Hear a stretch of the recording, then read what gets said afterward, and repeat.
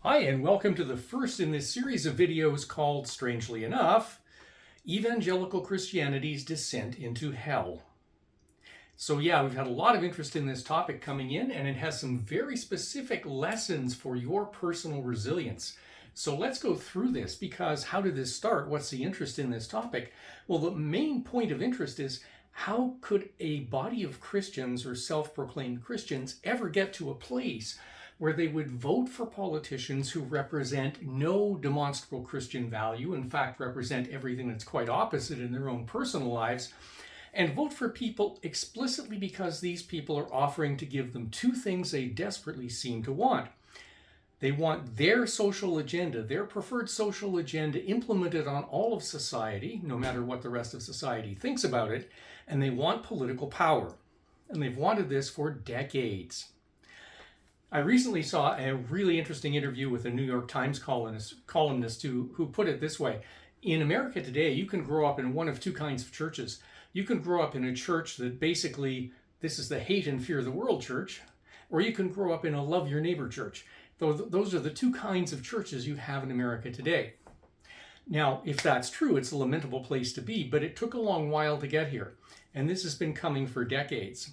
But so how did we ever get to a place where a large group of Christians in the United States would again embrace people who have nothing to do with real Christian values, where they would support the persecution of vulnerable people and basically anyone who they don't like, where they would be okay with cynically politicizing social issues for the express purpose of gaining power? And we'll talk more about that later.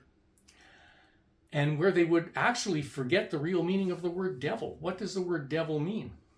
Well, in the New Testament, the word for devil is diabolos. What does diabolos mean? The one who pulls apart, rips apart. In other words, if you're busy dividing people against people, dividing one person against another, dividing family members against each other, you are essentially doing something demonic according to traditional Christianity. You are not doing the work of God. So, how did we get here? Now, this first video, we're going to focus on some of the key features of evangelicalism. So what is it we see when we look at evangelicalism today? What are some of the key features that might stand out to us as a little anomalous? We're going to have a look at that, and in the next video, we're going to do a much deeper dive into the actual theological issues behind the real reason some of this is so persistent. And why should you listen to me on this topic? Well, I worked as a priest in the Eastern Orthodox Church for about 25 years, and I have a doctorate in theology and church history. So I do have some thoughts about this, and specifically some thoughts you will not find from most other Christian commentators either. So let's have a look at it. So when we look at the features of evangelical Protestantism, what stands out?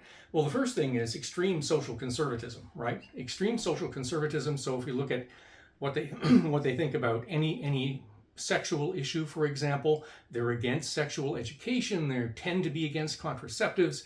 They're definitely against abortion, something we'll talk about later. They have a much more traditional, in quotation marks, idea of the role of women in society. They support authoritarian approaches to parenting and to governance in general. But they also support things that demonstrably have nothing to do with Christianity at all in any sense, positive or negative. Things like radical individualism, small government. These are things that have come out of the American experiment, if you will, over the past several hundred years.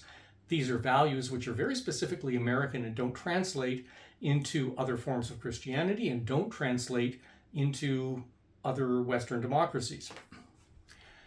Now, the second thing that we see with evangelicals, at least a lot of evangelicals, I don't want to paint with too broad a brush, but of course time is limited, so we can't avoid that. But the second thing, and I want to focus on this specifically, is a persecution complex. A persecution complex, what does that mean? It means you come into this church, this self-proclaimed Christian body, and you're told basically, now you have the truth, the whole truth. You're one of the only people who does have this truth. People out there, people who are not like us, they're not going to heaven. They're going to the other place. And so you are morally right. So it gives you this feeling of being morally right, this feeling of moral certitude. Now, there are two things there. Moral certitude is one thing. This feeling that, oh, I'm already saved. I'm all good. I'm on the right side of ultimate history, if you will, and all that. And then there's also the idea that because I'm that, those other people are wrong. So how does this translate into a persecution complex? It's very simple, actually.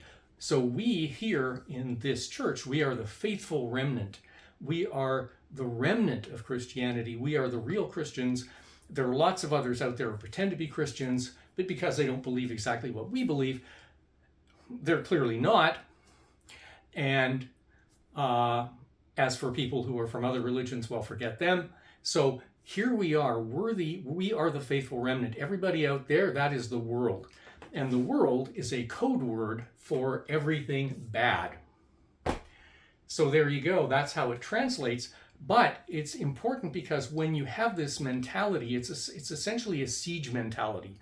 The idea you were being besieged, you're being persecuted. And every time you see the wider society change or evolve organically in terms of its social values or implement some sort of policy change you don't like or whatever, for whatever reason, you're going to interpret that as a direct assault on you. Yes, they're out to get us. You see what they're doing? Now that's very key, right? This whole idea that whatever they're doing, whatever society does, you interpret as something against you, even if it has nothing to do with you. So people who have this mentality are happy to, trot out statistics of Christians being persecuted worldwide and things like that. Are Christians persecuted elsewhere in the world? Sure they are. Although that's mostly in Islamic countries. And those Christians who are being persecuted, by the way, wouldn't support what you call Christianity. There are a lot of values you have they would not support. So it becomes kind of a self-serving argument. But you're there in this self-proclaimed holy remnant. You think of yourself as this remnant of moral purity, and you want to impose your imagined Christian moral paradise on everybody else. Now, all of this has consequences. One of the main consequences of this focus on being persecuted, this persecution complex, is extreme apocalypticism. So an obsession with the end of the world. Yeah, think about it, an obsession with the end of the world, with the apocalypse.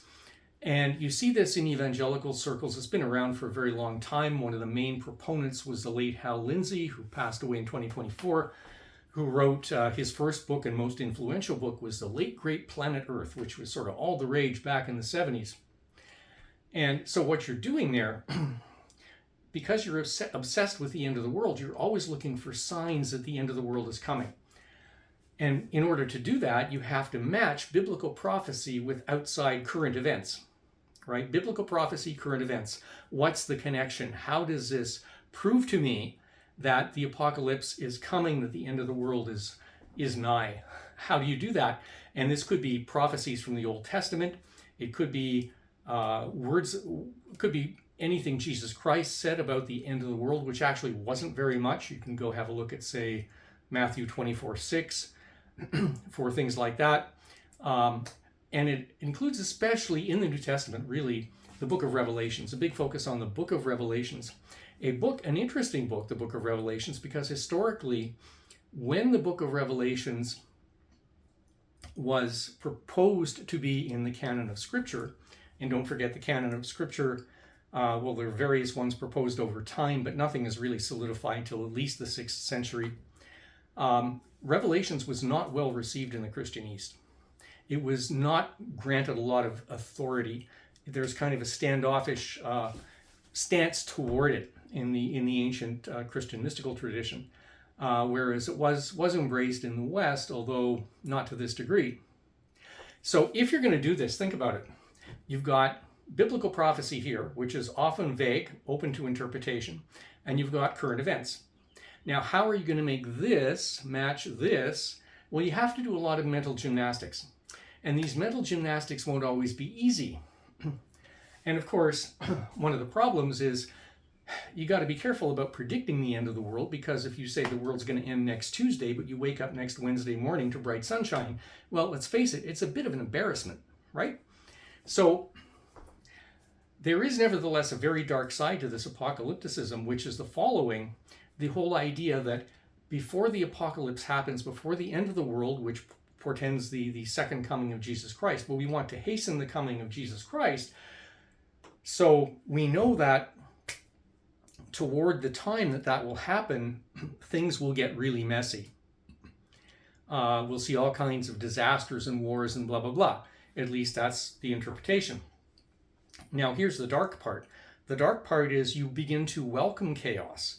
Not only begin to welcome it, but you will almost support anyone you know is going to create more chaos, with the idea that will hasten the coming of Christ, and you will be taken up into eternal bliss, and all the other bad people, well, too bad for them. Sucks to be them. So that's a big problem. Now, of course, when you have a persecution complex, which causes you to see the world in a particular, very narrow way, and when you have this relentless focus on apocalypticism, on the coming into the world, when is it going to happen, you are extremely vulnerable to some things. You're extremely vulnerable to conspiracy theories, for one thing. Almost anything that floats by and sounds plausible to you, you can latch onto. And you're also extremely vulnerable to political manipulation. All it takes is an unscrupulous politician to tell you they are on your side, and tell you they will give you what you want. They will give you the social agenda you want and the political power you want, or political representation, and you will latch onto that person. So you see how easy it is to grab someone who has this whole mindset. And then another feature, perhaps, or another consequence, I should say, of the persecution complex is, and we've heard this lately, you need to suspend your natural human compassion. You need to stop being so compassionate. It's a false compassion, or something like that. And that's worrying, because this is what the Nazis told people in Germany. In order to further the persecution of the Jews and other minorities, they would tell them, you have to forget your natural compassion. This is what has to happen. And you also find this line of thinking with militant Islam. And it's no accident that Nazi Germany and militant Islam had very close contacts during the war. That's a topic for another time. But so we see basically the essential vulnerability of these people. What is this vulnerability? It's a complete sacrifice of one's moral and intellectual integrity, which is why it is so dangerous for human resilience. It is totally sacrificing the very basis of human resilience. And how is that? So what has happened here? If we had to put a label on, it's very simple. With evangelical Protestantism, you are buying in not to a spiritual tradition in the true sense, in the sense that ancient traditions, including the ancient Christian tradition, would have understood that. You're buying into an ideology. What is an ideology? An ideology is a pre-made framework in which you interpret the world. And it's a rigid framework, an absolutely rigid framework that absolves you from thinking. You no longer have to ask questions. The answers are prepared for you. You're told what to think. And there is no messy ambiguity. The human mind doesn't tend to like ambiguity. And with this kind of thinking, you have an ideology that takes away ambiguity, so it begins to make you feel good. It makes you feel certain about everything, certain about yourself, certain about your interpretation of the world, and you feel very, very good about it. And that's a big problem, because what do ancient spiritual traditions do? Well, ancient spiritual traditions, the ones that could prove they would actually get results, including the ancient Christian mystical tradition, they have one goal in mind. When you start, they want to kick out from under you all of that certainty. They want to kick out any certainty you have. They want to throw you into ambiguity about yourself, about everything. Why? Because their number one job is to take down your ego. That's their number one job. Their number one job is to help you make spiritual progress. You cannot make spiritual progress if your ego is running the show. And if you're involved with an ideology, if you subscribe to an ideology, whether that's political or religious or some combination of both, your ego is running the show. So that's it for this first video. I'm Dr. Symeon Rodger. We'll be back again where we'll talk a little bit more about some of the deeper issues going on here. Take care.